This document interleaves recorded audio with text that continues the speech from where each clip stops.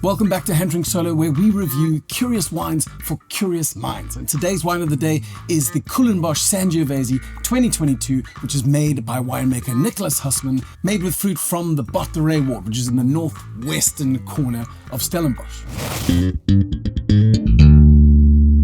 Now, I know that there is one particular problem that keeps all of you up at night, and that is, how on earth can I find reliable Sangiovese from outside of Italy? Well, I've got a little Sangiovese life hack that I'm sure will bring untold peace. And that is to take note of the fact that around the world, where you find premium Cabernet Sauvignon vineyards, you will often find premium Sangiovese vineyards. Not least of all because both cultivars are kind of moody, slightly herbal, and very late ripening. So you look at Mendoza, or a place like Washington State in the United States, or even Stellenbosch, where Cabernet is king, you will find some very reliable Sangiovese as well. Now, if we take Stellenbosch and zoom in a little bit, Helderberg in particular is known for producing some really epic South African Sangiovese, not least of all from estates like Morgenster and Idiom, both of which have been doing it for quite some time. But today's wine is from Koelenhof, which gets its grapes from a different hill and has a different story.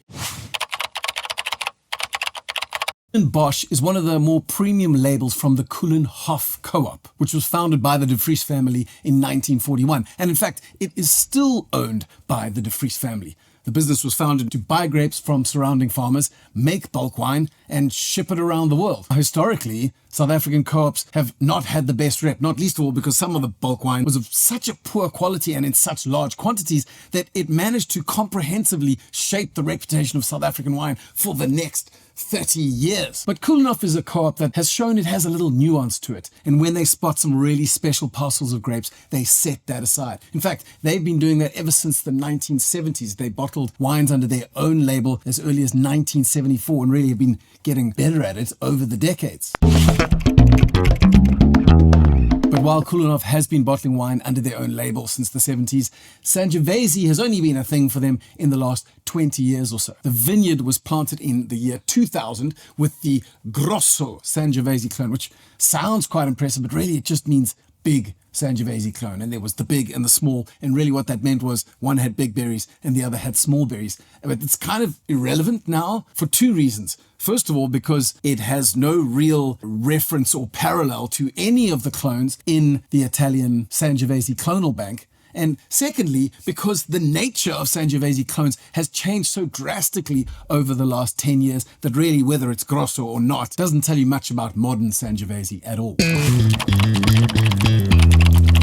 As we hinted at earlier, Koelenhof have been making Sangiovese for a good couple of years, and the first vintage was the 2006, which went into bottle in 2007. And for the last couple of decades, they've by and large been maturing the Sangiovese in old oak only. But when the 2022 vintage came along, they realized they had some very special fruit with them, worthy of slightly more premium treatment. And so this particular Sangiovese went into second fill oak. And this is one of the rare cases where critically it can be said that that touch of extra oak really took this wine from being nice to drink to being really quite special.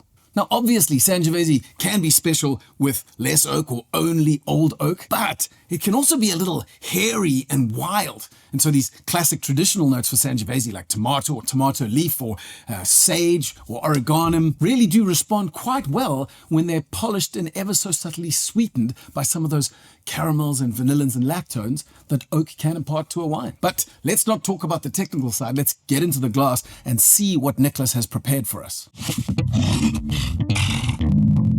So when we give this guy a sniff, well, it really is a lovely mix of a couple of categories of aromas that really you'd also find on a Cabernet. You've got your herbal elements, so there is that fresh sense of thyme and merry oregano. Then you've got beautifully clear fruit notes. For a Cabernet, it might be blackcurrant, where this is a kind of maraschino black cherry element. And then you also have more savory notes of perhaps a touch of tobacco and some oak spice. And when I say oak spice, I'm being unnecessarily vague because in this case, it's just a little touch of vanilla, but then also a little bit of cedarwood. And what's really lovely on this that you won't find necessarily on a Cabernet is this beautiful touch of herbal fennel. Now, when we give it a sip,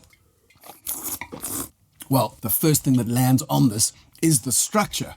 And we said earlier that Cabernet and Sangiovese can both be big structured, late ripening herbal beasties, and the tannins are as we predicted they would be. But there's enough beautiful fruit to balance that all out. And that fruit has some dynamism too, because it's not just the black cherry we mentioned, but there's a little more to it. There's even a touch of maybe tartar raspberry. That might be a bit of a push, but there's this array of darker maraschino, perhaps some blackcurrant, and then a slightly brighter red cherry touch to it, which makes it quite dynamic. And as I said, you've got structure down the sides, you've got that little spectrum of fruit in the middle, and an ever so subtle polish of that sweeter sort of oak spice element like vanilla over the top of it. Would this have been delicious if it had been matured only in old oak? Well, perhaps it would have, but the concentration of the fruit is such that it actually could handle that second fill oak, and the end result makes you feel fancy. And that's a win in my books. So that's a wrap for the Koelenbosch Sangiovese, which I think Nicholas Hasselman has really done quite well in just upgrading the process ever so slightly. And it was definitely a worthy entrant into the Wine Mag Minority Report 2025. But I'm not going to just leave you with this wine alone. If you want to dig deeper into the history of Sangiovese in Africa, I'm going to leave links to 2 videos, both of which will give you a better grounding of how well this cultivar is doing in South Africa.